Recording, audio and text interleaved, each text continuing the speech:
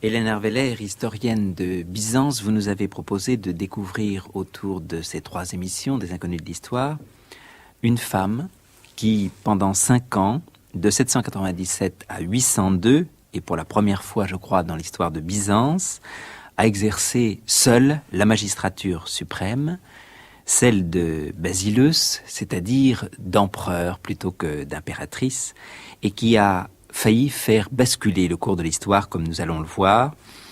Mais l'inconnu ou la méconnue de l'histoire, c'est aussi, je crois, à vos yeux, Byzance comme empire et comme civilisation, du moins dans l'Europe occidentale contemporaine. Alors, quelles en sont les raisons, à votre avis? Commençons par l'explication des mots. D'abord, le terme byzantin.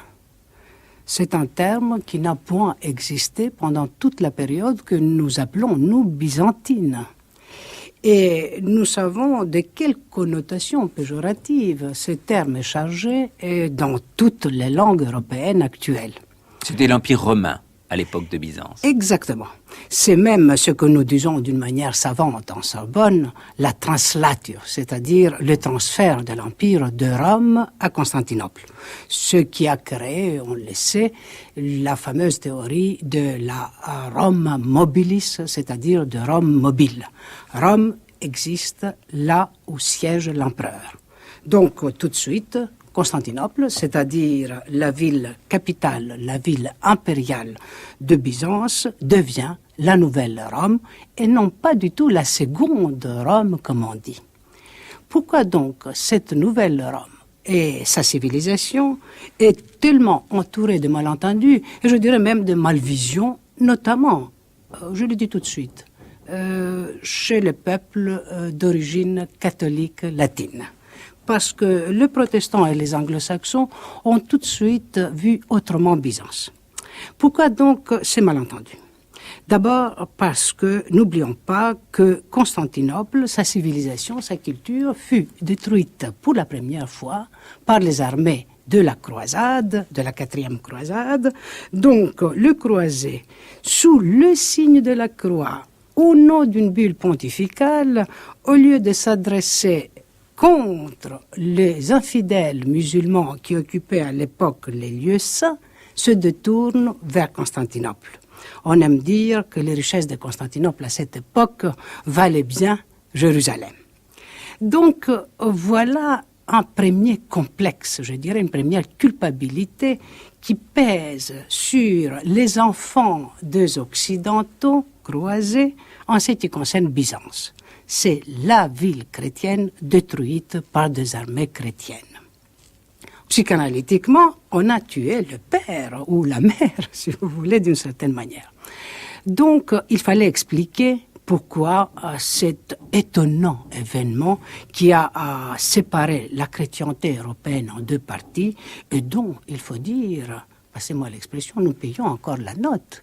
Parce que quand on parle de l'Europe orientale et de l'Europe occidentale, on verra bien que la ligne de démarcation passe entre ces 2 parties de la chrétienté, dont l'une est aujourd'hui désignée comme l'orthodoxe et l'autre comme catholique. Voilà donc toute la civilisation, toute la culture de la chrétienté orientale, de Rome nouvelle, devenue hérétique et schismatique. Vous comprenez qu'au moment où la science historique commence à découvrir l'Europe, ce sont surtout les moines jésuites et de toute façon les personnes de congrégation latine et catholique qui se sont penchées sur les origines de l'Europe. Donc, vous comprenez que ce n'était pas très facile de dire que cet empire qui fut détruit par les ancêtres catholiques croisés devait être un empire qui n'avait pas péché d'une certaine manière. Sa civilisation l'est montrée. Voilà donc pourquoi le premier discrédit, je dirais, est dû d'une certaine manière aux érudits catholiques, notamment religieux, qui ont commencé à découvrir l'histoire de l'origine européenne actuelle. Et ceci explique peut-être pourquoi les anglo-saxons ne sont pas du tout entrés dans cette sorte de vision. C'est intéressant par ailleurs que le terme byzantin n'est pas du tout utilisé par les anglo-saxons. Les savants, les érudits, les byzantinistes, disons, du monde protestant utilisent le terme soit Late Roman Empire, c'est-à-dire empire romain tardif, soit les Allemands, empire romain oriental. Et Byzance, ça n'existe pas pour eux.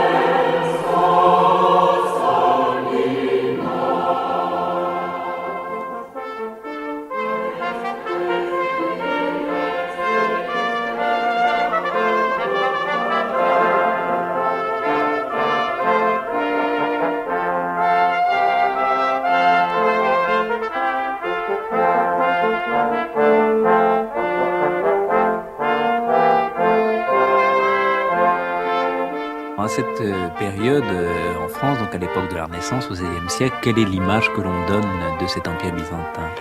Et voilà, l'autre point du discrédit. XVIe siècle, XVIIe siècle, toute l'Europe est penchée avec admiration, avec engouement sur ce qu'on a appelé très vite le miracle grec.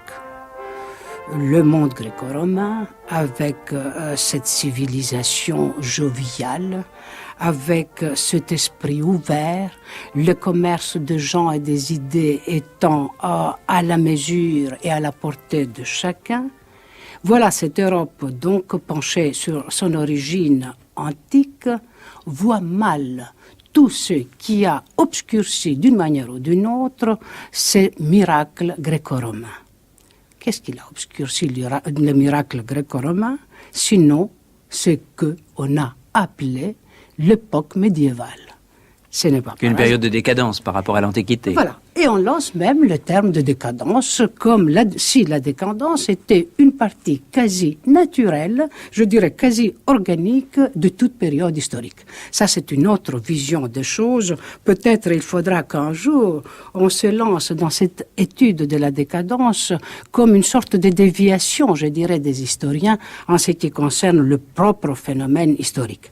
Mais enfin, pour revenir donc à ce XVIIe siècle, qui est absolument admiratif devant le miracle grec, ne peut pas supporter le médiéval, soit occidental, soit oriental. Ce n'est pas par hasard que le terme gothique, qui désigne justement les barbares, est lancé à ces moments-là. Tout simplement pour discréditer encore la manifestation artistique d'une période qui s'éloignait, qui s'écartait du miracle gréco-romain.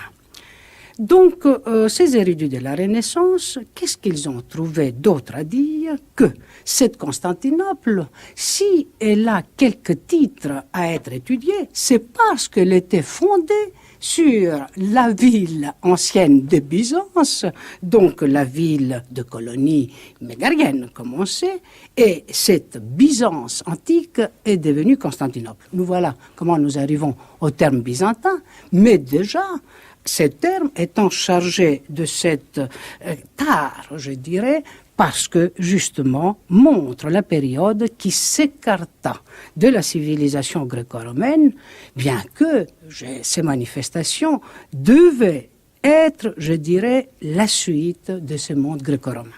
Et c'est à ce moment-là qu'on charge Byzance de cette image orientale, théocratique, l'image pleine de superstitions, l'image d'une civilisation, entre guillemets, qui n'est que terrienne, qui n'est que rurale, qui est ensuite plongée dans la dévotion, dans la pitié, voire pour justement être agréable à ces dieux majestueux, le Pantocrator qui est juste mais qui est inaccessible, à plonger dans les sangs, la poule et les luxes.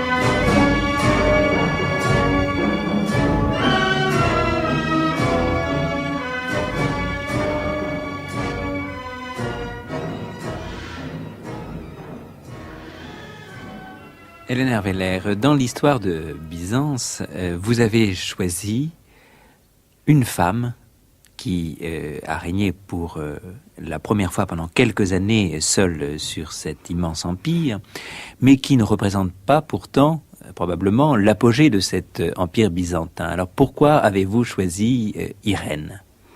Vous ne croyez pas que je l'ai choisi parce que je suis femme moi-même. Hein? Parce que dans ce cas, j'aurais choisi peut-être Théodora. Je parle de Théodora, femme de Justinien, bien entendu. Qui est-ce, cette Irène, qui frappe de monnaie au nom d'empereur et non pas d'impératrice, de Romains, bien entendu, puisqu'il n'y a pas de Byzantins, nous l'avons vu. Qui est cette Irène qui ose aller contre toutes les armées byzantines de l'Orient et de l'Occident, de Constantinople même, pour convoquer des prélats timorés, prélats qui sont prêts de déclarer que les désirs d'Irène, c'est-à-dire les cultes d'image, sont des désirs presque divins?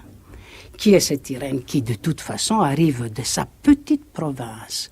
Et c'est là où peut-être ceux qui m'entendent seront étonnés. On sait que Irène était athénienne, mais nous sommes quand même à la seconde moitié du 8e siècle, ce qui veut dire que Athènes est un village, oui, un village absolument perdu dans une province périphérique. C'est ça que l'est devenue la Grèce à l'époque, où sur l'acropole on ne trouve plus la majestueuse Athéna, mais tout simplement la Sainte Sophie, c'est-à-dire la sagesse divine, bref, où vraiment personne ne peut se souvenir de ce que Athènes de l'Antiquité furent, étant donné que même le terme grec, Hélène, à cette époque, est banni du vocabulaire. Hélène veut dire tout simplement idolâtre à l'époque. Donc, quelle est cette Athénienne qui arrive à Constantinople? Eh bien, c'est assurément, une fille très belle. Pourquoi? Parce qu'on sait parfaitement que quand on voulait marier l'empereur ou celui qui pouvait être empereur. Là, il s'agit du fils de l'empereur Constantin V, Léon, qui est le successeur désigné par son père. Exactement, désigné par son père, vous dites très bien, parce qu'il n'y a pas de dynastie à Byzance, malgré tout ce qu'on raconte. Ça veut dire tout simplement que celui qui tenait la plus haute magistrature, en l'occurrence Constantin V, pouvait choisir, c'est-à-dire couronner lui-même son successeur. En l'occurrence, il a choisi son propre fils. Donc, justement, on essaye de trouver une femme à celui qui sera assurément l'empereur de Byzance, de Constantinople, l'empereur romain, et on sait qu'on le faisait non pas du tout en s'adressant à de princesses de sang, parce qu'aucune noblesse ne pouvait concurrencer celle d'être constantinopolitain, byzantin, romain, mais tout simplement en cherchant la plus belle fille de l'Empire. En entrant dans une pièce somptueuse, les messagers impériaux virent l'antique table ronde en ivoire incrustée d'or, si grande que 36 convives pouvaient y prendre place. Et sur cette table se trouvaient des mets dignes d'un festin de roi. Et, considérant en outre l'aspect vénérable et la grande beauté de leur hôte, car en vérité Philarète ressemblait à Abraham non seulement par son hospitalité, mais encore par sa prestance, les envoyés se sentirent fort réjouis. Ils se mirent à table, et à ce moment entra Jean, le fils du vieillard, un beau gars, avec la taille de Saül, la chevelure d'Absalom, la beauté de Joseph. Entrèrent aussi les autres descendants de Philarète, fils de ses fils, au nombre de 7, tous beaux et charmants. Les envoyés impériaux furent frappés de leur beauté et dirent au miséricordieux vieillard « Ô bon vieillard, as-tu encore ton épouse ?» Il répondit « Oui, mes seigneurs, elle vit toujours et ces jeunes garçons sont mes fils et petits-fils. » Ils répondirent alors « Que ton épouse vienne donc aussi nous saluer. » À l'appel de son mari, elle se présenta devant les hommes. Elle était, elle aussi, si fraîche et si belle que dans toute la région du Pont, il n'y avait pas une femme qui l'égalât. En la voyant d'une beauté si éclatante, et cependant tous deux étaient déjà dans la vieillesse, Les ambassadeurs leur dirent « Avez-vous des filles ?»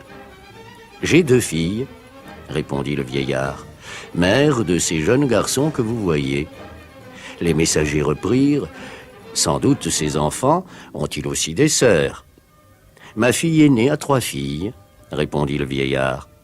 Alors les envoyés impériaux s'écrièrent « Quelles entrent donc ces jeunes filles pour que nous les voyions selon l'ordre divin de nos grands souverains que Dieu a couronnés, car telles sont les instructions qu'ils nous ont données à nous, leurs humbles serviteurs, qu'en aucun endroit de la terre romaine ne se cache à nos yeux une jeune fille que nous ne puissions voir. » Le vieillard reprit alors « Mes seigneurs, mangeons et buvons de ce que Dieu nous a donné et réjouissons-nous. Vous-même, vous êtes recrus de fatigue après ce long voyage, dormez donc sans souci, et que demain, la volonté du Seigneur se fasse. » Et il en fut ainsi.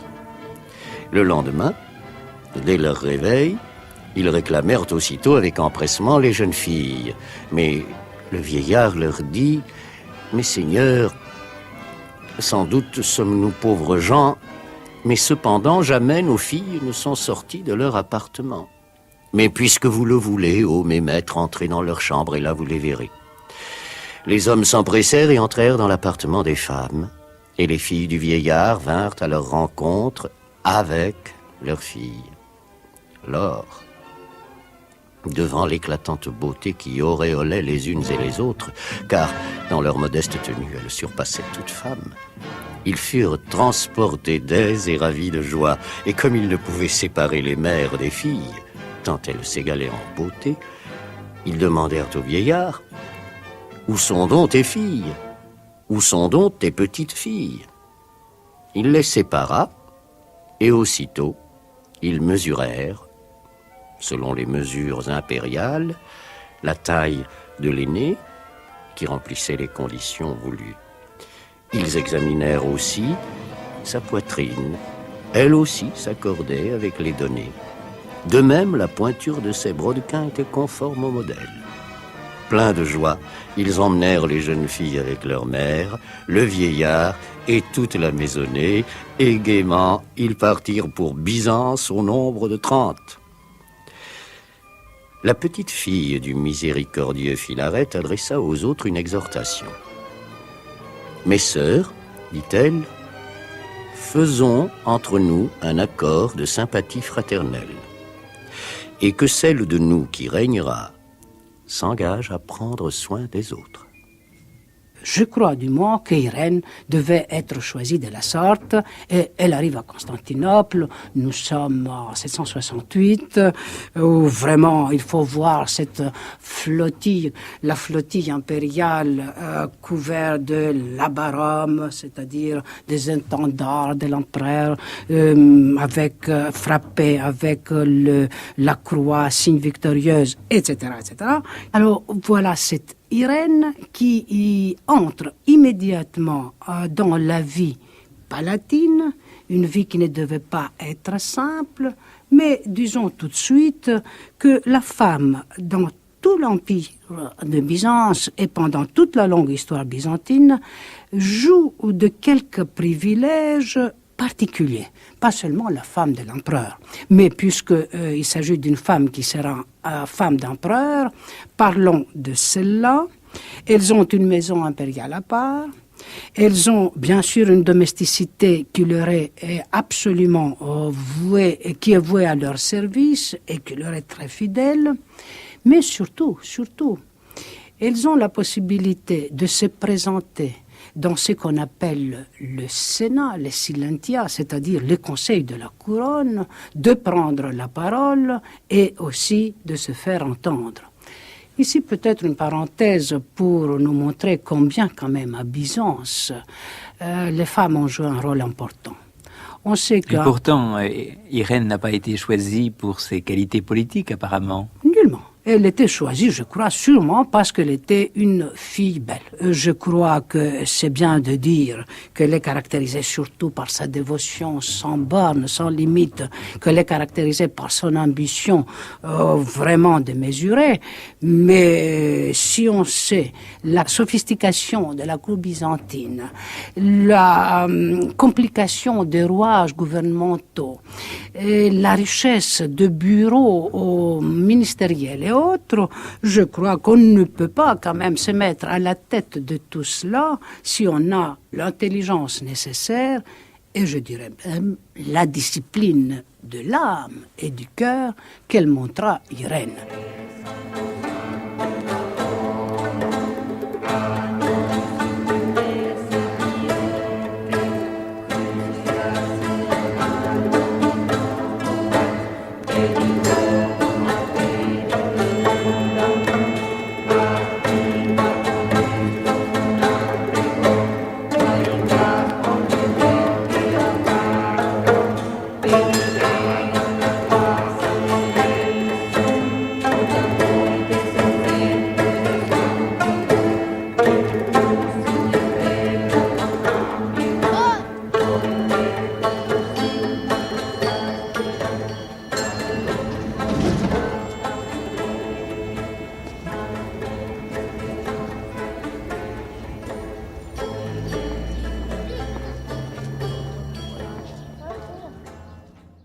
Lorsque Irène, cette petite Athénienne, arrive à Constantinople en 768 pour épouser le fils de l'empereur, où en est l'Empire byzantin? Voilà une grande question. Il faut penser que cet empire avait auparavant des frontières qui s'étendaient de Gibraltar jusqu'à l'Euphrate, du Danube jusqu'au sud du Nil, et que la Méditerranée, c'était un lac byzantin pendant tout le VIe et même une bonne partie du VIIe siècle. La présence de flottes arabes dans les mers de l'Empire et l'infiltration de peuples slaves dans les parties balkaniques de l'Empire coïncident. Nous sommes au 7e siècle, l'hégire a eu lieu, les Arabes installés à Damas déjà, donc sur un territoire qui appartenait auparavant à Byzance, lancent avec le concours des Byzantins de Tripoli, Tripoli c'est un port syrien, leur première flotte dans la Méditerranée. Cette flotte pratique des razzias annuelles, razzias qui visent non pas seulement les conquêtes, mais surtout les dévastations des territoires, amener de captifs, enfin l'enrichissement, disons, de ceux qui les pratiquent. Et de cette manière, désorganise absolument ce qui était la base de la richesse byzantine, je veux dire les commerces internationaux. De l'autre côté, en Occident byzantin, c'est-à-dire dans les pays balkaniques, de peuplades slaves de diverses natures, parce qu'il ne s'agit pas d'un grand peuple slave qui a une cohérence interne, commence, poussé par d'autres envahisseurs, à descendre vers le sud, en traversant le Danube, à la recherche d'un foyer. Là, nous n'avons pas un phénomène de conquête, nous avons tout simplement un phénomène d'infiltration quasi, je dirais, pacifique. C'est d'ailleurs assez intéressant de voir que les auteurs byzantins de l'époque décrivent les Slaves comme un peuple rural, agricole, qui aime jouer de guitares de style absolument particulier, on découvre par la description les balalaïkas, et qui aime boire du vin tiré de blé. Bien, vous voyez que le vodka était toujours là, mais qui sont vraiment des peuples absolument pacifiques. Ce qui n'empêche qu'avec leur infiltration, ils occupent progressivement la campagne byzantine des Balkans jusqu'à la Grèce comprise et désorganisent toute l'activité urbaine qui, elle aussi, était justement greffée sur les commerces et les échanges internationaux. Donc, au début du 8e siècle, nous sommes devant Constantinople, attaqués et à l'Orient par les armées, les flottes arabes, et en Occident par la désorganisation provoquée par l'infiltration slave. Le premier effort, bien sûr, des empereurs byzantins, c'était avant tout de stopper l'avance arabe, étant donné que les Arabes obéissent à un état de conquête. Il ne faut pas oublier qu'au même moment, nous avons les Arabes qui sont déjà arrivés, je dirais, à Poitiers. Nous sommes exactement au même moment. Donc, premier effort, de faire face contre les Arabes. Comment on peut faire cet effort, accomplir cet effort, si on n'est pas sûr de la fidélité des populations qui sont appelées justement à devenir, je dirais, le mur où les flots arabes devaient s'arrêter. Quelles sont ces populations ? Sont bien sûr les populations de l'Asie mineure, puisque les Arabes sont arrêtés à ce qu'on appelle le port de Cilicie, c'est-à-dire la région de Taurus qui sépare aujourd'hui la Turquie de la Syrie, du Liban. Donc voilà, le premier effort, c'est de provoquer, je dirais, la mobilisation nationale contre la conquête arabe et d'organiser, de canaliser plutôt l'infiltration slave. C'est dans cet esprit-là, je crois du moins, que les empereurs dits isoriens du début du 8e siècle prennent une série de mesures. Il y en a des mesures qui sont d'ordre administratif ou d'ordre militaire. C'est à ce moment-là d'ailleurs qu'ils ont réorganisé, restructuré, on dirait aujourd'hui, les forces provinciales, mais aussi ils prennent des mesures qui sont susceptibles de provoquer la cohésion nationale.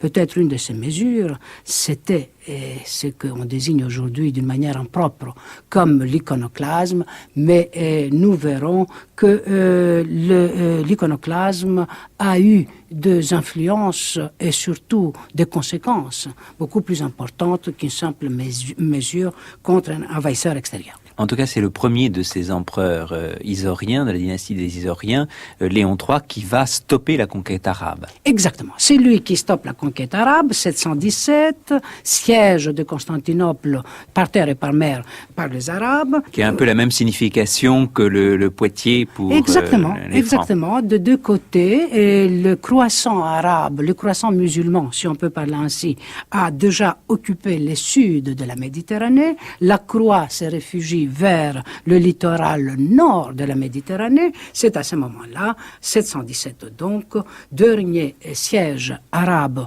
de Constantinople, que l'empereur Léon III, celui qui déclenchera l'iconoclasme, sera le grand vainqueur contre les armées arabes et prendra toutes les mesures qui rendront l'Empire capable de faire face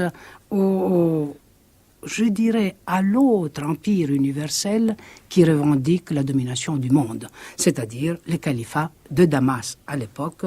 Ensuite sera, on le sait, le califat de Bagdad. Mais nous sommes encore à l'époque des Omeyyades.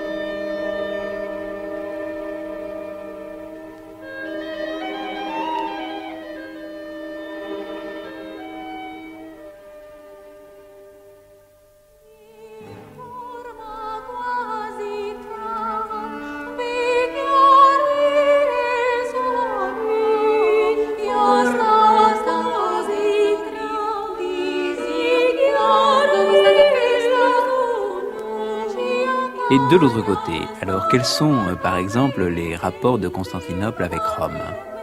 Ah, mais ça, c'est vraiment, à ce moment-là, on se tourne le dos. Mais il faut expliquer un peu les choses. Pourquoi ?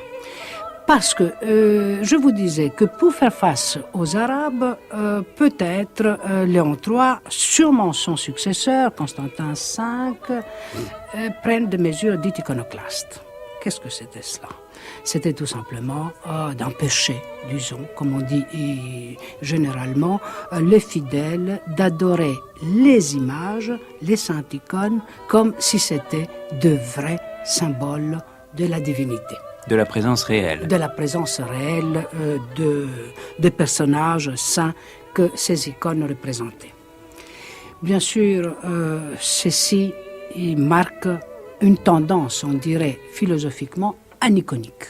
C'est-à-dire, nous savons qu'il y a une série de cultures orientales, de civilisations orientales, notamment de religions orientales, qui se sont manifestées par l'horreur de tout ce qui concerne la présentation du divin. Comme l'islam, par exemple. L'islam ou même le judaïsme. Même le judaïsme. Au moment où nous sommes, au 8e donc, siècle, l'ennemi numéro 1 sont les Arabes. Les populations qui sont appelées pour faire face aux Arabes, les populations byzantines je veux dire, sont justement les populations qui se sont trouvées sur la frontière byzantino-arabe, c'est-à-dire les populations micro-asiatiques, celles qui étaient toujours versées dans ce qu'on peut appeler les sectes, les hérésies, et qui sont toutes caractérisées par une tendance aniconique, d'où le caractéristique hérésie orientalisante, gnostique et autres. C'est le cas de Léon III. Il vient de l'Orient. Il vient de l'Orient, on les dit isorien, mais ceci veut dire tout simplement un brigand, un bandit, puisque les Isoriens étaient les bandits de l'époque. Léon III lui-même est d'origine arménienne, il est de Germanicée. Donc, ils veulent quand même mobiliser ces empereurs isoriens, dits isoriens, les efforts de population orientale de Byzance contre les Arabes. Pour le faire, il fallait, et ils l'ont fait, prendre l'image de ces populations et faire leur les aspirations intellectuelles et religieuses de ces populations frontalières qui feront face aux Arabes. Donc je crois que l'aniconisme que les empereurs isoriens manifestent à travers les mesures iconoclastes vise justement à démontrer que Constantinople n'est plus la Constantinople gréco-romaine comme elle était jusqu'alors, mais elle se tourne comme une mère protectrice vers ses enfants de l'Orient, c'est-à-dire vers les populations qui feront face contre les Arabes. Donc, premier différent déjà entre ces empereurs orientalisants par leurs mesures iconoclastes avec Rome et avec même la Grèce. Ce n'est pas par hasard que nous avons justement à ce moment quelques révoltes contre justement les mesures iconoclastes des empereurs de Constantinople, mais surtout, nous avons une série de dispositions et de mesures prises par les empereurs iconoclastes contre la fortune du souverain pontife, c'est-à-dire de l'Église romaine. On impose des impôts, on essaye justement de faire un prélèvement plus important qu'avant. Bref, tout montre que Constantinople se montre assez exigeante face à Rome, qui renacle en la personne de son souverain pontife, notamment à cause de ces mesures iconoclastes. Alors, à partir de 726, il y a un nouveau code qui est promulgué par Léon III. Ces années 726-727, c'est donc la rupture de l'empereur de Byzance avec Rome. Ah, voilà, c'est la fameuse unanimitas qui n'existe plus. En effet, nous avons une nouvelle codification. Elle est connue sous le nom de éclogue, ce qui veut dire le choix de texte. Et ceci montre encore une autre... C'est un code assez vaste d'ailleurs, je crois. Très vaste, qui concerne tout le droit civil aussi, mais quand même d'autres aussi secteurs de la vie législative et juridique. Mais toujours est-il que ce code, donc, qui est un choix de toutes les lois précédentes, vise, comme dit l'empereur lui-même, Léon III et son fils Constantin, parce que c'était mis au nom de deux empereurs, à rendre la justice plus juste et à rendre capables les justiciables de connaître leur sort et leur raison peut-être de leur condamnation, si condamnation il y a.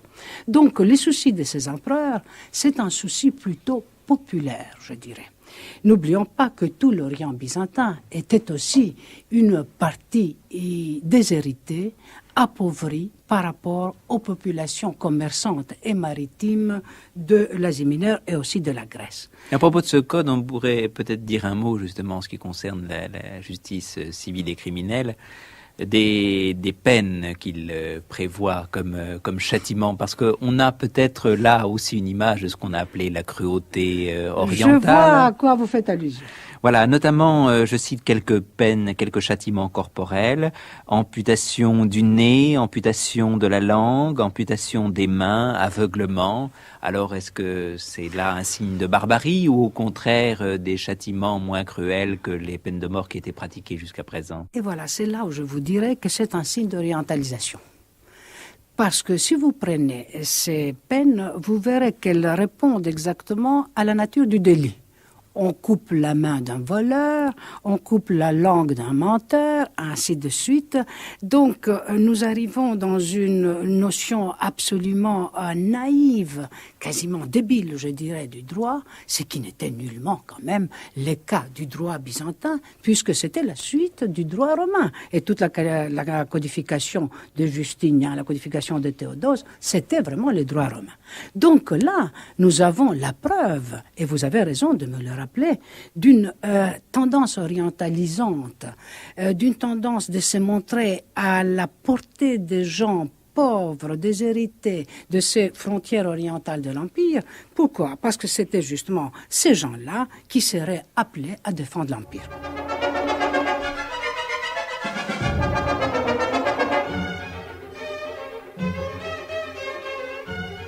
Au nom du Père et du Fils et du Saint-Esprit, Léon et Constantin, empereurs.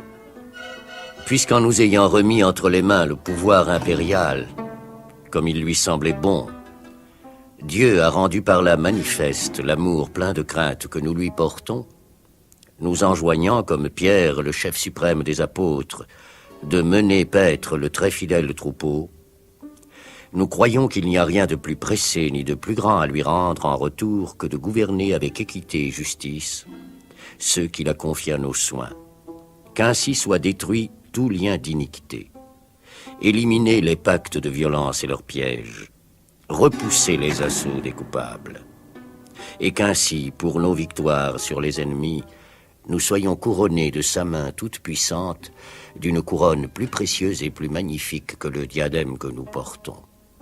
Que notre empire soit en paix et que l'État ait des fondements stables.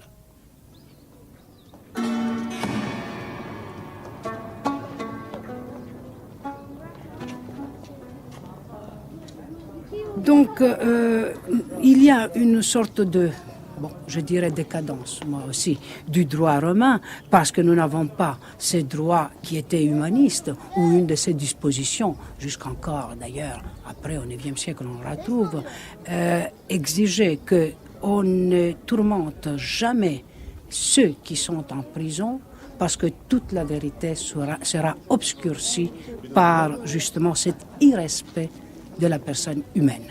Alors donc ces droits qui étaient fondés à cet humanisme profond se trouvent rabaissés, je dirais, à un droit coutumier qui était justement celui de populations qui étaient restées en dehors de toute influence gréco-romaine et qui n'avaient que ce qu'on pouvait appeler un peu la justice des talions.